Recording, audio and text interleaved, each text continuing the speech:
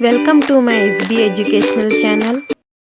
तो आज हम पढ़ेंगे सवी चैत्रा। इसके राइटर का नाम है बसवराज सादर। सवी चैत्रा, चैत्र मतलब महीना, मंथ। अब इंग्लिश में हम जनवरी, फरवरी, मार्च, अप्रैल, मई ऐसे 12 महीने पढ़ते हैं ना।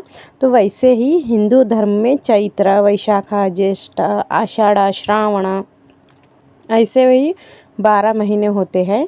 ये चैत्र हिंदू धर्म के नए साल का पहला महीना होता है। इसी महीने में युगादि फेस्टिवल भी आता है। इस महीने में सीज़न बहुत अच्छा होता है। नेचर में हर तरफ हरियाली छाई हुई होती है। इसी महीने की नेचर की खूबसूरती को और युगादि फेस्टिवल को पोएट ने इस पोयम में डिस्क्राइब किया है। कैसे डिस्क्राइब किया है, चलिए देखते हैं। अगर आप इस चैनल पर नए हो तो जल्दी से सब्सक्राइब कर लीजिए ताकि आपको ऐसे वीडियोस आसानी से मिलते रहे।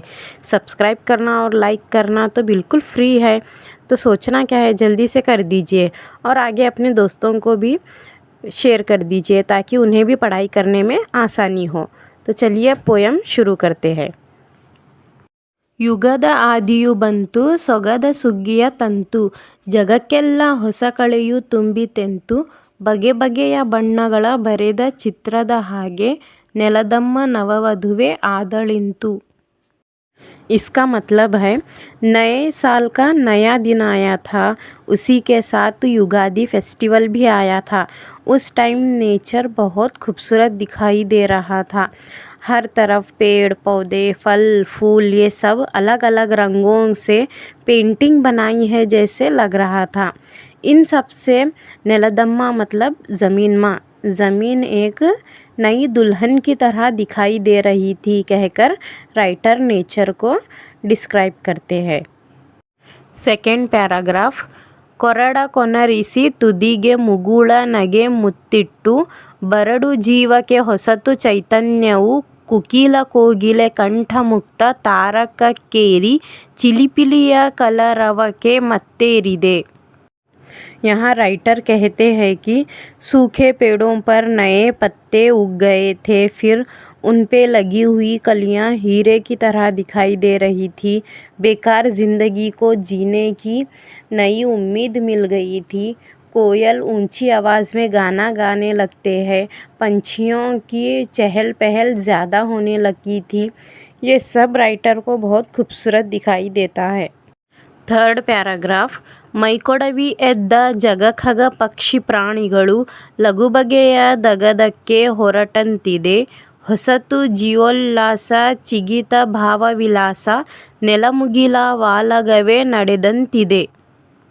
इसका मतलब है सारे जानवर और पंछियाँ जो सुस्त होकर बैठ गए थे वो सब उठ के अपने अपने कामों में लग जाते हैं।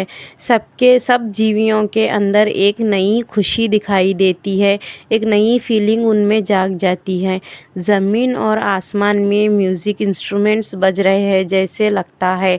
वालगा मतलब इंस्ट्रूमेंट। Fourth paragraph. ಯುಗದ ಹಿಂದಿನ ಕೊಳೆಯ ತಿಕ್ಕಿ ಮೈತೊಳೆದಂತೆ, ನಗುವ ನಲಿವಿನ ಮುಖವೇ ಎಲ್ಲೆಲ್ಲಿಯೂ, ಬೆಲ್ಲ ಬೇವಿಗೆ ಸೇರಿ ಕಹಿ ಕಳೆದು ಸಿಹಿ ಹೆಚ್ಚಿ, ಎಲ್ಲರೆದೆಗಳ ತುಂಬ ಸವಿ ಚೈತ್ರವು। इसका मतलब है पिछले साल की सारी कड़वाहट को भुला के, सारे बुरे दिनों को भुला के हर तरफ खुशी से भरे चेहरे दिखाई दे रहे थे। युगादि के दिन सारे लोग नीम के पत्ते और गुड़ एक दूसरे को बांटते हैं। इसी को देखकर पोएट कहते हैं कि नीम के पत्ते और गुड़ मिलने से नीम की कड़वाहट कम होके गुड़ की मिठास ज़्यादा हो गई है। ये नए साल के चैत्र यानी साल के पहले महीने की मिठास सबके दिलों में भर गई है कहकर बोलते हैं।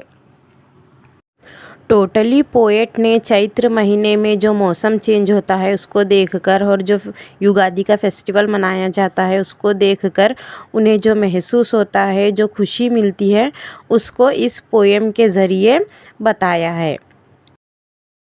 तो बच्चों ये पोएम यहीं पे एंड होता है। अगर आपको ये वीडियो अच्छा लगे तो लाइक शेयर एंड सब्सक्राइब ज़रूर कर देना। और नेक्स्ट आपको कौन से लेसन का हिंदी में एक्सप्लेन चाहिए वो आप कमेंट में बता सकते हैं, चाहे वो 8th स्टैंडर्ड का हो, 9th स्टैंडर्ड का हो या 10th का हो। फर्स्ट स्टैंडर्ड से लेके 10th स्टैंडर्ड तक के कोई भी कन्नड़ा के लेसन्स या पोएम्स हो, आपको हिंदी में एक्सप्लेन चाहिए तो आप कमेंट में बता सकते हैं।